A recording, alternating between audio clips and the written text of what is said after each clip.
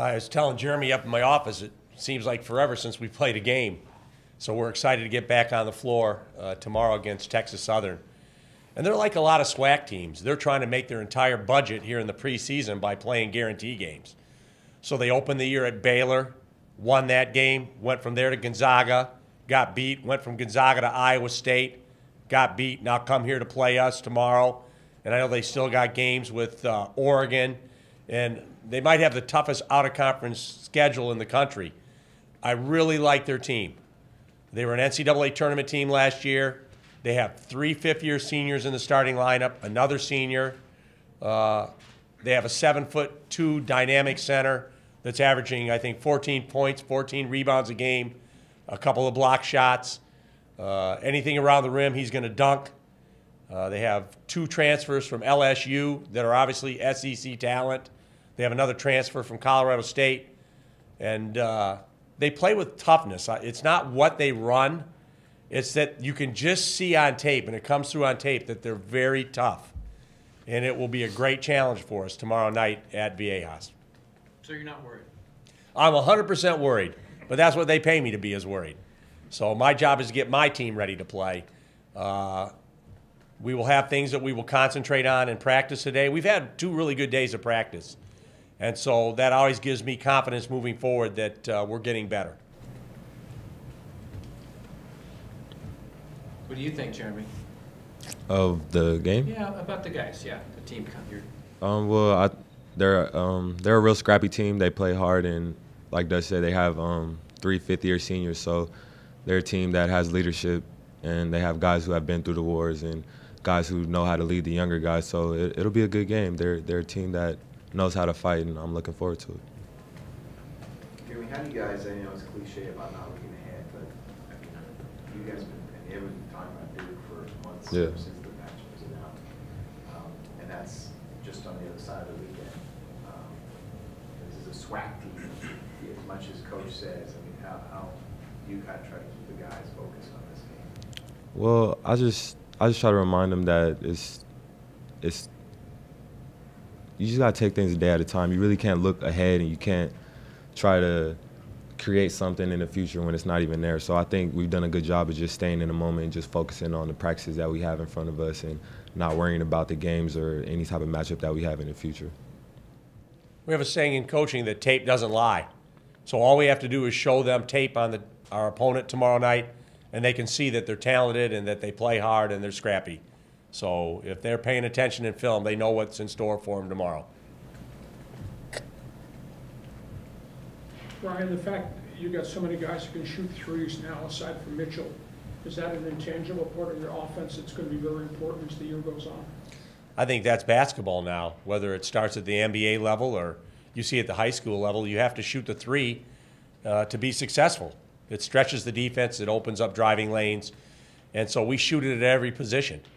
Jalen McDaniels, improved three-point shooter. Jeremy, three-point shooter. Jordan Shackle, three-point shooter. Even Nolan Narain, as a 5-man, has an ability to shoot the 3. Matt Mitchell can shoot the 3. So we shoot it well from the perimeter. And we can't live and die on the 3. The ability to shoot the 3 should open up the paint for us, where we can attack to the rim and get paint touches and score layups because we can shoot the 3. Not because we're great drivers, but because we're dangerous from three-point range.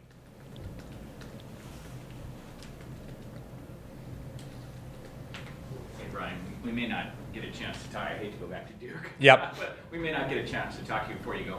Have you comments on what you've seen from Zion Williams and kind of the buzz of college basketball? He's made some incredible plays. Give us your feedback on what you've seen. Yeah, I haven't watched the Kentucky game at all. I saw the score. I watched some of the Army game, and he's just kind of a freak of nature type of a player. He's at 285 and very athletic, and the thing that people discount, they always put everything in athleticism. He has a work ethic.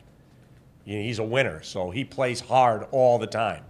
So athleticism is one thing, but you pair that with a great desire to be successful, and that's obviously what makes him the player he is right now.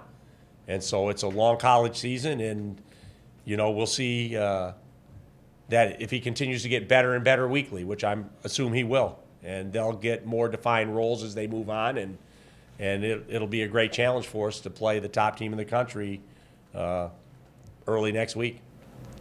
How does this game tomorrow sort of set you up for that tournament, do you figure?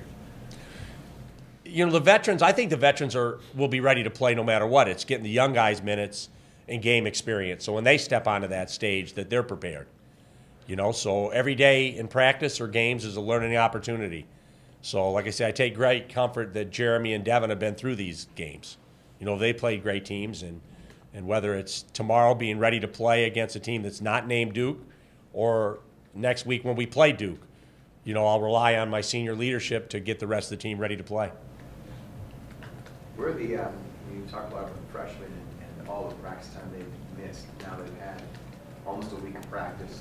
How much improvement have you seen, or can you not gauge it until they get to the game and see what they're doing? Well, yesterday in practice, you know, we went up and down a little bit in scrimmage, and Nate Mensah had a score, like Jeremy said, like 13 straight points. So he had a real good segment. So when you see segments like that, you get encouraged that, hey, he's getting better, he's getting more comfortable. You know, he's still lagging a little bit at the defensive end, knowing where his man is. But hopefully that will come with time. And then Agwook was good. Ed's getting better. You know, Joel always plays hard. Adam is playing with great confidence. So they're all new guys that are, you know, as fast as we want it to go, it's going to take a while. You know, we'll get them in games. They'll make mistakes. We'll teach those mistakes, and then we'll get them back out the next week and throw them out there again. And I think the encouraging thing is, as they continue to get better, our team will get better. Like I said, I have great confidence in my 6 returning veterans that they're ready to go out and play at a high level right now. It's to get the bench developed, the guys coming off the bench to come in and not have any slippage when the veterans aren't in. Jimmy, how long does it take to I guess, be comfortable to trust the young guys when you're on the floor with them? It doesn't take long. Like Dutch said, it just comes with experience. I think they have the opportunity to show and gain trust from their peers and the coaches in practice. So I think that they've done a good job. I don't think it really takes long. It just depends on the player. It really just depends on you. What area do you think the team will be most improved over the past week? I would say our offense. I know Dutch said a few times that our defense was ahead of our offense, and I think this past week that we improved on our offense, and I think we slowed down a little bit, just taking our time and not really just rushing things, and you know, just taking better care of the ball. Hey Brian, for so many years, San Diego State has been the top of college basketball here in San Diego, and some of the other programs have not reached that level. Right now, USD seems to have a really solid team, one of their best teams in years. UCSD is now ranked 24th. Point Loma, of course, has a homes team. Can you kind of talk about college basketball in San Diego as a whole right now? It kind of seems like it may be the high water mark for the last few years when you combine all the programs. Yeah, Sam Scholl's a great friend of mine at USD, and he has what all coaches want. He has a senior-laden team. So it's a big opportunity for the Toreros to have a better year, to compete for a WCC title. Obviously, Point Loma, with what they've done, UCSD making the move to Division I. I think it's good for San Diego. You know, it's good for not only the universities, but it's good for high school basketball to have all these good college programs in this city, and hopefully we will all hold our end up and all be successful at the end of the season.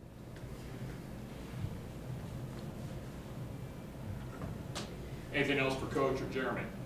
Yeah, one of the functions of the defense obviously is to make sure the other team doesn't get easy shots. The other is to stay out of foul trouble. Do you see the Texas Southern offense as one of those who can, shall we say, induce the opponent to getting into foul trouble, or? Yeah, they really drive to the basket. They attack the basket off the bounce, and whenever they're driving, the danger is you're putting your hands on them or you're reaching out and swiping at the ball. So the only guy we've had in foul trouble is Jalen. You know, he's picked up 2 fouls in our exhibition game and then our first game. So a lot of that's a byproduct of me having him starting at the center position. So I'm not sure how long I will go with that. You know, I like to play the guys at practice, and I'm starting the 5 guys that are at practice every day. So moving forward, will that change? It could. But right now, Jalen's the one that's got to avoid the first foul. He's got to be protective of his first foul because he's going to get one just playing.